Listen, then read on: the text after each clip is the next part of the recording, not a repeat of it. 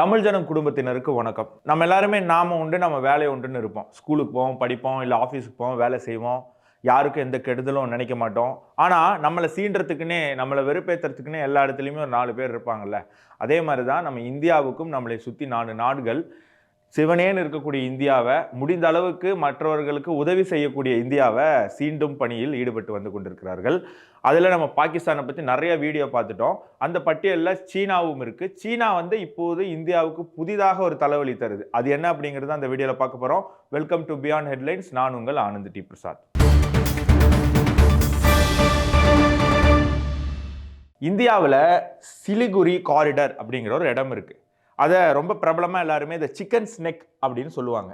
என்ன அப்படின்னு சொன்னால், இந்தியா பங்களாதேஷ் எல்லையில் இருக்கக்கூடிய ஒரு சின்ன காரிடர். ஸோ அந்த சிலிகுரி காரிடர் என்ன அப்படிங்கிறத பார்ப்போம்.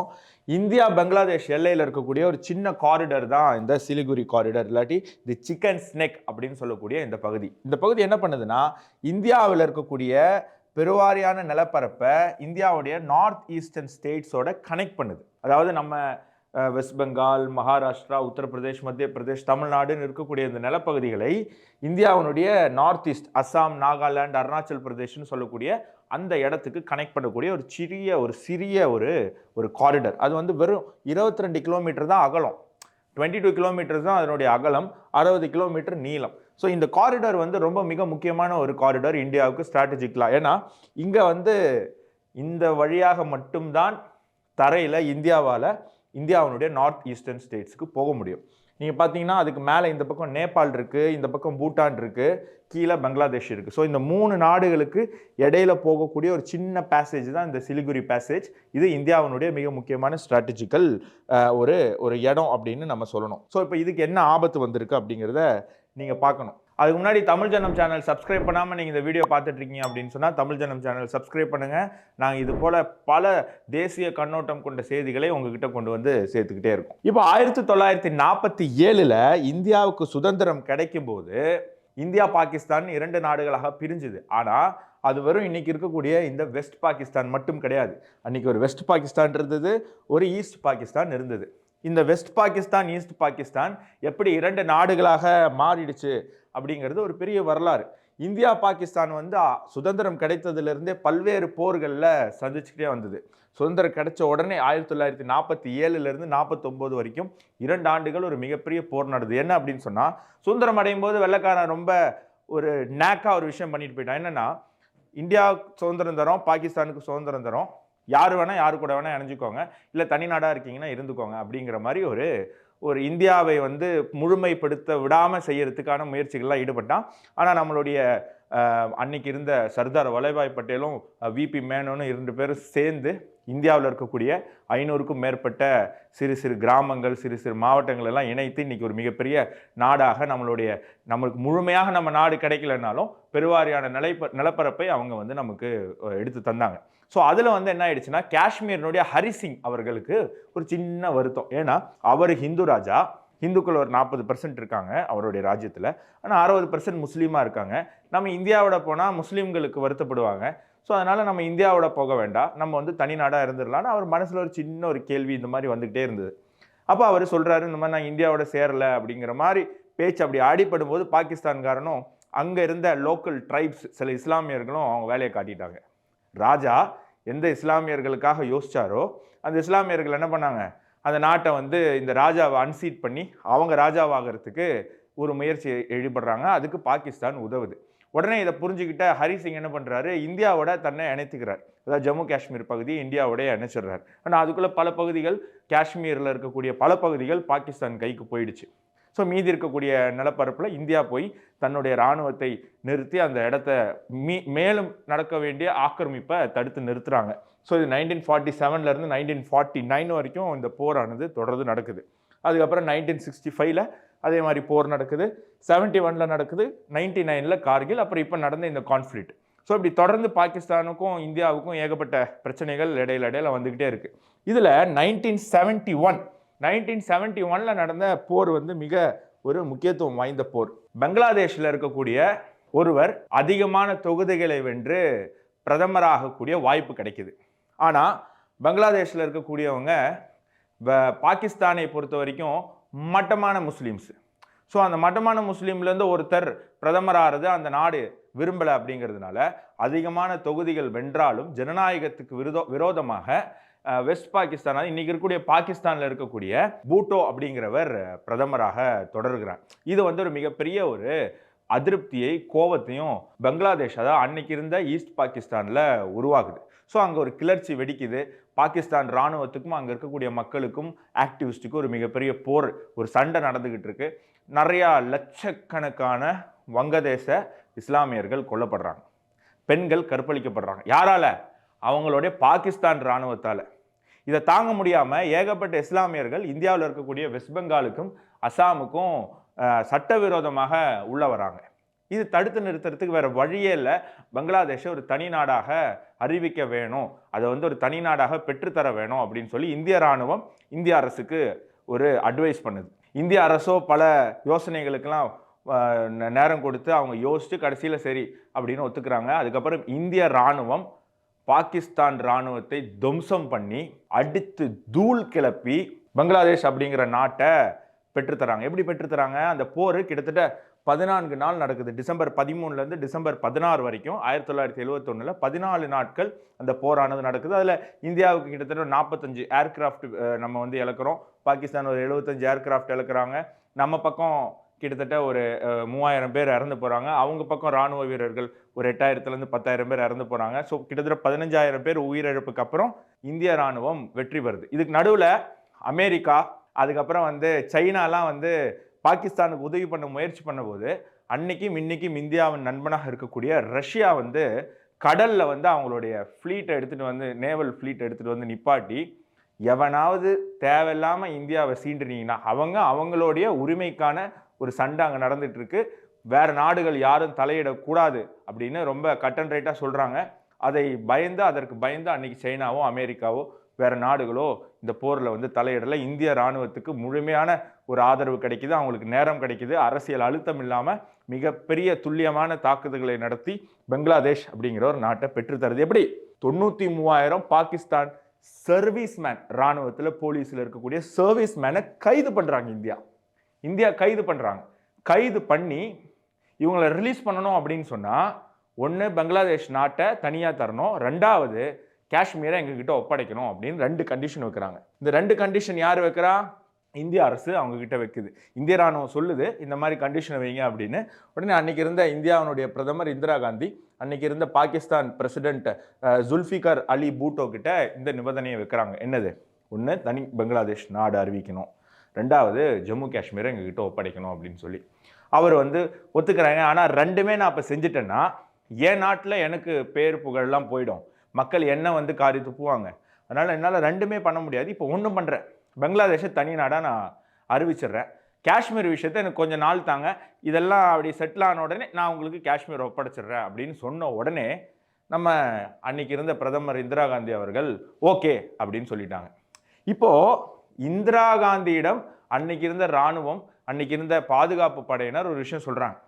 நீங்கள் வந்து பாகிஸ்தானிலிருந்து பங்களாதேஷை பிரிச்சிட்டீங்க, ஓகே, காஷ்மீரை அவங்க பொறுமையாக தரட்டும், ஓகே. இப்போ பங்களாதேஷில் இருக்கக்கூடிய சில பகுதியை இந்தியாவோட இணைக்கணும், அப்போ தான் நம்மளுடைய இந்த சிக்கன் நெக் அப்படிங்கிறது பார்டன் ஆகும், அங்கே வந்து நமக்கு ஒரு க்ளீனான ஒரு ஸ்ட்ராட்டஜிக்கலாக இன்னும் அப்பர் ஹேண்ட் இருக்கக்கூடிய ஒரு நிலப்பரப்பை நம்மளால் எடுத்துக்க முடியும் அப்படின்னு சொல்லி. ஆனால் அன்னைக்கு இருந்த பிரதமர் இந்திரா காந்தி அதை கோட்டை விட்டுட்டாங்க. அன்னைக்கு மட்டும் அதை ஒழுங்காக பண்ணியிருந்தாங்கன்னா, இன்கேஸ் இந்தியா வந்து இந்த பகுதியையும் எங்களோட எனக்கு தந்துருங்க, பங்களாதேஷ் தனி நாடு, எனக்கு இந்த பகுதியை இந்தியாவோட நாங்கள் சேர்த்துக்கிறோம் அப்படின்னு சொல்லியிருந்தா இன்றைக்கி இந்த சிக்கன் நெக்குங்கிற பிரச்சனையே கிடையாது. அது வந்து நமக்கு இல்லாமல் போயிருக்கோம். நம்ம வந்து இன்னும் க்ளீனாக நீட்டாக அந்த நார்த் ஈஸ்ட்டுக்கு போயிட்டு வரக்கூடிய பல விஷயங்களை ஹேண்டில் பண்ணியிருக்கலாம். பட் அன்னைக்கு இருந்த கவர்மெண்ட்டு அந்த விஷயத்தை செய்யலை. அது ஒரு மிகப்பெரிய ஒரு ஃபெயிலியராக பார்க்கப்படுது. எல்லோரும் இந்திரா காந்தியை வந்து பயங்கரமாக பாராட்டுறாங்க. அவங்க வந்து இப்போ பங்களாதேஷை தனியாக பிரித்து கொடுத்துட்டாங்க, எல்லாம் ஓகே, பண்ணதெல்லாம் இந்திய இராணுவம் தான். ஆனால் இந்திய அரசாக அன்றைக்கி செஞ்சுருக்க வேண்டியது என்ன? அவங்க போய் இந்திய அரசு, இந்திரா காந்தி போய் துப்பாக்கியோட அங்கே போய் நின்றுருக்க வேண்டாம், அதெல்லாம் இந்திய இராணுவம் பார்த்துருச்சு. ஆனால் அதெல்லாம் செஞ்சு தந்து இந்தியாவுக்கு வந்து ஒரு அப்பர் ஹேண்டு, அங்கே வந்து பூட்டோக்கு மக்கள் மத்தியில் இப்போ செல்வாக்கு இல்லை. அப்போ தான் அங்கே வந்து ஈஹா அவர் வந்து இராணுவ தளபதி ஆறார், அவரும் புதுசு, அவரும் பூட்டோட கையாள். இந்த மாதிரி ஒரு சூழ்நிலையில் இந்தியா 93,000 பாகிஸ்தான் போலீஸ் சர்வீஸ் மேனை ஆர்மி மேனை கைது பண்ணி வச்சுருக்காங்க. இப்படி ஏகப்பட்ட வெளிநாடுகள் இதில் தலையிடலை அந்த நேரத்தில். ஸோ இவ்வளோ ஒரு அப்பர் ஹேண்ட் இருந்தோம் இந்தியா வந்து கோட்டை விட்டாங்க. அது இந்திரா காந்தியினுடைய ஒரு ஃபெயிலியராக நம்ம பார்க்கணும். இன்னைக்கு அந்த சிக்கன் நெக்கை குறி வச்சிருக்கு சைனா. நமக்கு தெரியும் இந்தியாவினுடைய எல்லையில் பாகிஸ்தானோட நம்ம எல்லை பகிர்ந்தாலும் சைனாவோட தான் பெருவாரியான நம்மளுடைய எல்லை இருக்குது. அப்போ சைனாவுக்கு ஆல்ரெடி அருணாச்சல் பிரதேஷ் மேலே ஒரு கண் இருக்குது. ஆனால் இந்திய ராணுவம் அவங்க மண்டையில் கொட்டிக்கிட்டே இருக்காங்க. அவனை காலை தூக்கி உள்ளே வச்சோன்னா உனக்கு அவ்வளோதான் அப்படின்னு சொல்லி எல்லையை வந்து ரொம்ப செக்யூர்டாக நம்மளுடைய பிஎஸ்எஃப்பும் இந்தியாவினுடைய பாதுகாப்பு படையினரும் பாதுகாத்துட்டு இருக்காங்க. இப்போ இந்தியாவிலேருந்து அந்த நார்த் ஈஸ்ட்டை எப்படியாவது பிரிக்கணும். இந்தியாவிலேருந்து நார்த் ஈஸ்ட்டை எப்படியாவது பிரிக்கணும். எப்படி பிரிக்கலாம்?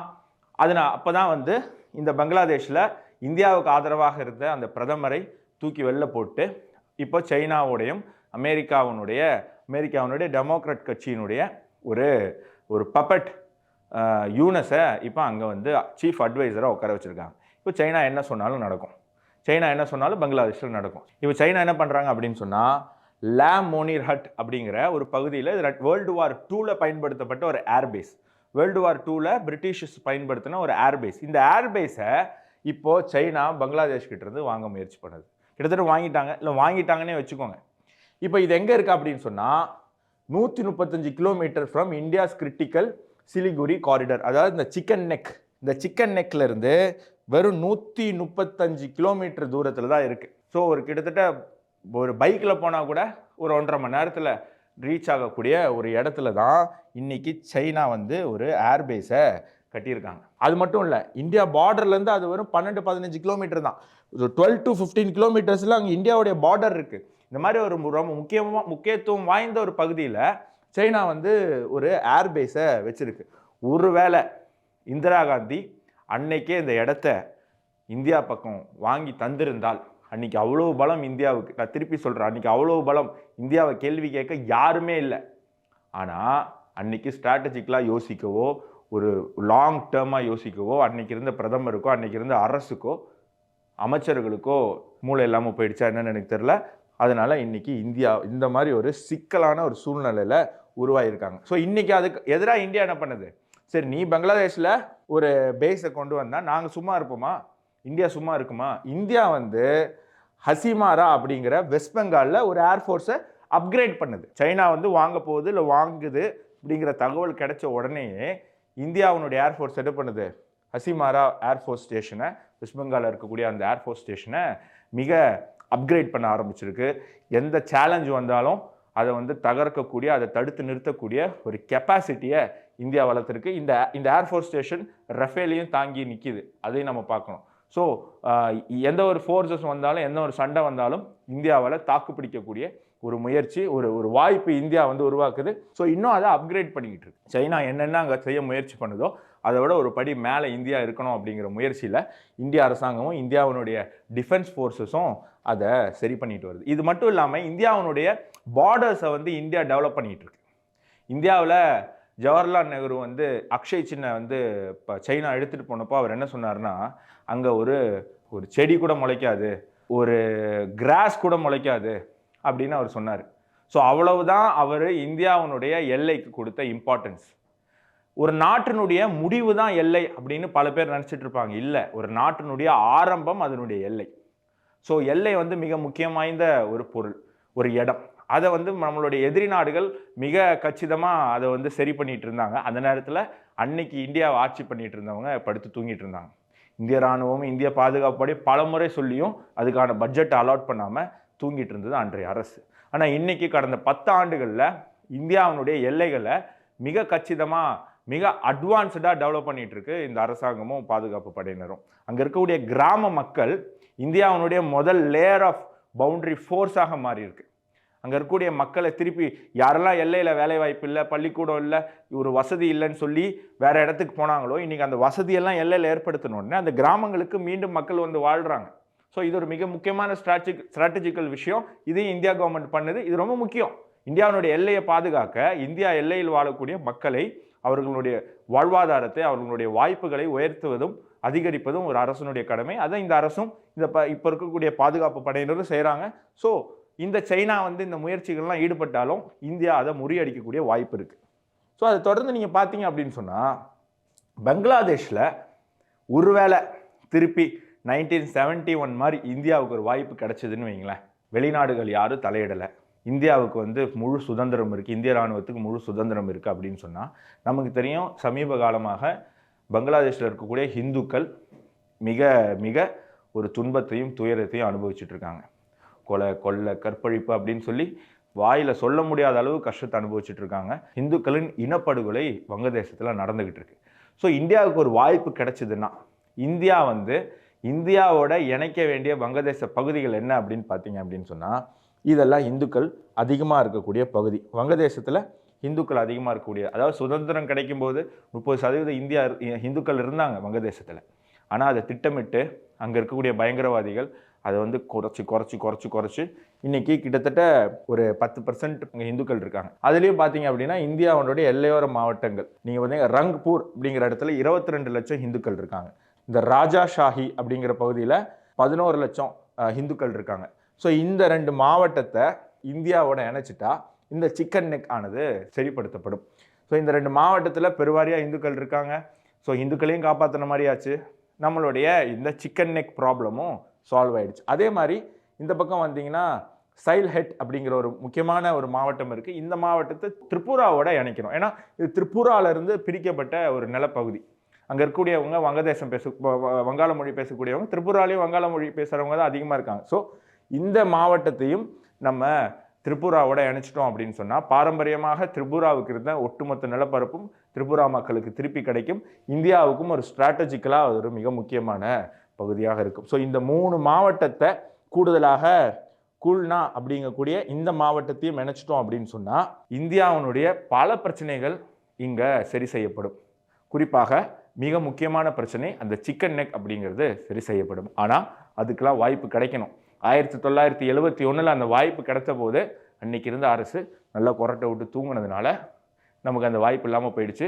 மீண்டும் கடவுள் ஆசீர்வாதத்தில் நமக்கு அந்த வாய்ப்பு கிடைச்சது அப்படின்னு சொன்னால், இந்த அரசும் இந்த பாதுகாப்பு படையினரும் அதை கரெக்டாக பயன்படுத்துவாங்க அப்படிங்கிற நம்பிக்கை எனக்கு இருக்குது. மேலும் இன்னொரு காணொலியில் சந்திப்போம். நன்றி, வணக்கம், ஜெய்ஹிந்த்.